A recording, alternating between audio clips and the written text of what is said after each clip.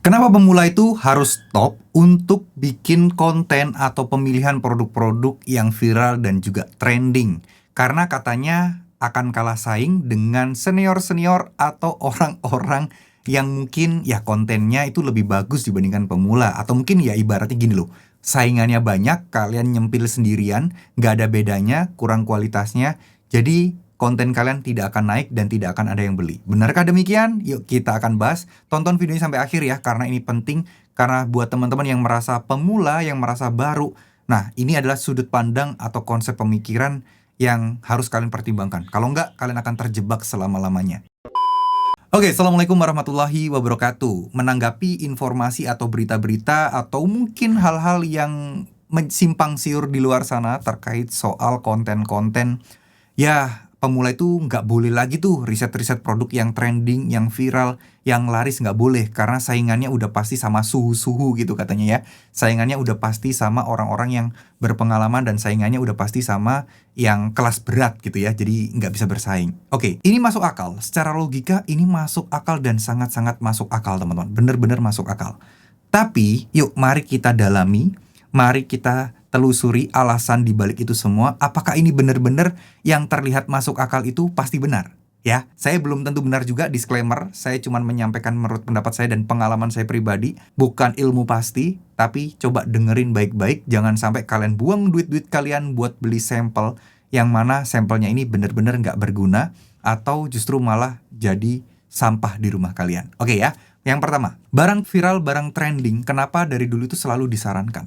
Karena yang pertama jelas, marketnya ada, orang yang butuh ada, trafficnya ada, tokonya jelas-jelas udah kelihatan punya GMV Max yang akan ngiklanin kalian, stoknya melimpah gitu ya teman-teman ya. Jadi nggak perlu khawatir kalau video kita FYP tiba-tiba stoknya habis, tiba-tiba hilang. Terus kemudian ya promosinya enak, contoh untuk kontennya enak, kalian pelajari terkait produk knowledge-nya enak, dan reviewnya udah banyak. Ya, reviewnya udah banyak. Orang-orang yang review, yang ngasih rating bintang, misal 4,8, 4,9, kalian bisa baca ulasan positif orang-orang yang ada di sana, itu jelas. Ya, kekurangan dan kelebihan produknya kalian bisa dapatkan banyak informasi di sana, dan ini adalah sebuah hal yang bagus banget buat pemula.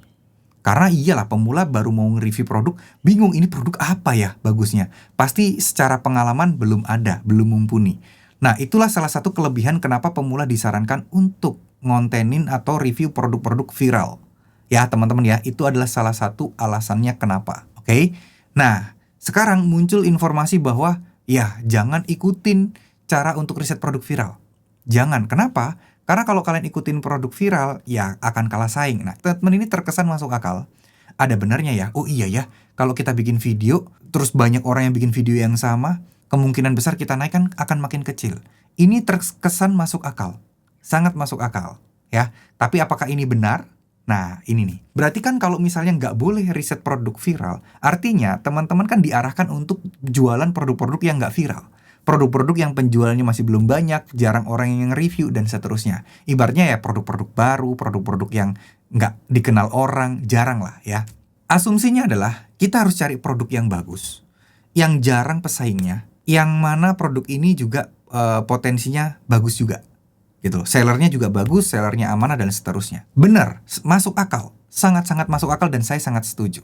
Tapi kembali lagi, kalau ini ditujukan untuk pemula, apakah pemula sudah mempunyai kemampuan itu untuk menganalisa tokonya bagus enggak, produknya bagus apa enggak, dan apakah jarang pesaingnya ini karena memang orang nggak tahu, atau jarang pesaingnya ini orang nggak mau review produk ini karena produk itu jelek. Hati-hati ya, jangan sampai pemula justru malah buang-buang duit buat barang-barang yang nggak jelas kayak gini. Kecuali pemulanya ini udah jago untuk analisa produk ya, sudah mempunyai basic skill untuk tahu ini produk ini bagus apa enggak. Kita itu susah, ini produk beneran bagus enggak? Ya, orang yang pernah beli udah itu masih jarang. Rating bintangnya pun juga masih jarang. Dan rating bintangnya pun kadang 4,5, 4,4, 4,3. Nah, emang kalian mau beli produk dengan rating seperti itu? Yang mana banyak orang yang kecewa. Pas kalian beli, oh iya ternyata mengecewakan. Ya memang rating produk itu tidak 100% menggambarkan real kualitas produknya seperti apa. Tapi setidaknya ada pendapat orang lain yang beli dan kecewa terhadap produk itu karena apa kan ada. Ya kalau rating bintangnya jelek karena pengirimannya lambat, pengirimannya terus barang nyampe rusak, ya mungkin nggak sepenuhnya salah toko. tapi bisa jadi salah toko. Kenapa toko itu memprosesnya lambat? Ya, ini harus dianalisa sejauh itu. Nah, pertanyaannya adalah apakah pemula bisa dan memahami cara analisa seperti itu? Ya, teman-teman ya. Oke, saya pahami ya. Soalnya kemarin banyak nih yang curhat ngeluh ke saya, "Bang, saya coba cara cari-cari produk yang jarang pemainnya, jarang orang yang bikin kontennya. Ternyata saya malah buang-buang duit, Bang. Barangnya nggak kepake, barangnya malah jelek." Ya, ujung-ujungnya kenapa orang lain nggak mau nge-review barang itu ternyata karena barangnya emang jelek. Ya kan nggak bisa dipaksakan dong. Nggak mungkin kan kalian udah beli barangnya terus kalian bagus-bagusin terus. Padahal barangnya itu kurang gitu loh. Barangnya itu jelek. Iya kan teman-teman ya, sayang sekali kan. Nah, ini juga harus kalian masukkan sebagai landasan berpikir dan juga pola dan acuan berpikir kalian, gitu loh, ya. Jadi jangan asal dan jangan gegabah. Oh iya ya, masuk akal nih, saya nggak boleh riset produk yang trending, produk yang viral. Alasannya simple. Oh berarti alasannya biar nggak dapat pesaing, biar pesaingnya nggak banyak, biar kita konten pemula itu bisa naik, gitu loh. Nggak bersaing dengan para senior-senior yang kontennya bagus-bagus. Yang iya masuk akal, tapi nggak bisa mentah-mentah dipahami seperti itu. Ya, nah sekarang mana dong yang lebih baik buat pemula nih? Barang trending tapi kelemahannya nanti kita saingannya banyak. Barang yang nggak trending resikonya kita dapat barang busuk, barang yang kurang bagus, barang yang memang nggak layak untuk dipromosikan, nggak layak dijual. Ya gimana? Apalagi pemula ini kan uangnya terbatas. Ya kan? Uangnya terbatas dan dia beli sampel pun juga nggak bisa beli banyak. Nah dia kan nggak mungkin coba-coba beli ini nggak bisa dong. Ketika dia beli, akhirnya dia nggak guna, produknya nggak laku karena produknya jelek, dan nggak bisa dong terpaksa kita kontenin terus. Ya ujung-ujungnya apa? Ya orang akan kecewa ketika beli di kita. Gitu ya teman-teman ya. Nah, kalau produk viral ada rating bintang. Saya itu selalu acuannya adalah yang rating bintangnya 4,6 ke atas. Dan kalau bisa 4,8 ke atas. Kan rating bintang itu kan maksimal 5 ya. Jadi 4,6, 4,7 kalau bisa nggak beli, saya nggak beli. Tapi kalau terpaksa banget, saya pilih produk ini karena memang produk ini lagi hype banget, ya saya beli, ya saya review. Ya, 4,6 itu udah di ambang batas banget. Kalau 4,5 tinggalkan. Dan bahkan 4,6 aja saya udah jarang banget ngontenin. Rata-rata itu 4,7, 4,8, 4,9. Paling banyak sih 4,8. 4,7 aja saya agak maju mundur tuh ngonteninnya. Kenapa? Karena ya ini adalah integritas. Ya, kredibilitas kita juga dipertaruhkan. Ya orang akan beli di kita, tapi nanti kalau kecewa beli di kita, mereka akan nggak mau lagi beli di kita. Karena kan ini sebuah bisnis yang berkelanjutan. Bener nggak? Ya teman-teman ya. Jadi ini adalah pertimbangan yang harus kalian pertimbangkan. Kalau produk yang nggak viral tadi itu resiko-resikonya, ya itu tadi seperti yang saya jelaskan. Nah sekarang teman-teman, baiknya yang mana pemula itu? Kalau saya sendiri pribadi, kalau bisa dikombinasikan. Saya sendiri pun saya kombinasikan kok, produk yang viral dan produk yang tidak pun tetap saya kombinasikan. Ya dalam sehari itu kita racik. Mana yang viral, mana yang enggak gitu ya. Mana yang trending, mana yang enggak. Mana produk yang laku di saya, mana yang enggak. Misal, saya itu kan sehari upload 8-10 video. Nah, biasanya produk yang viral itu sehari paling 2-3 video di akun saya. Sisanya adalah produk baru yang saya beli atau produk yang lagi yang lagi laku di akun saya. Atau istilahnya adalah winning produk saya. Winning produk saya yang mana tiap hari memberikan penjualan dan penghasilan besar, itu selalu saya bikin setiap harinya.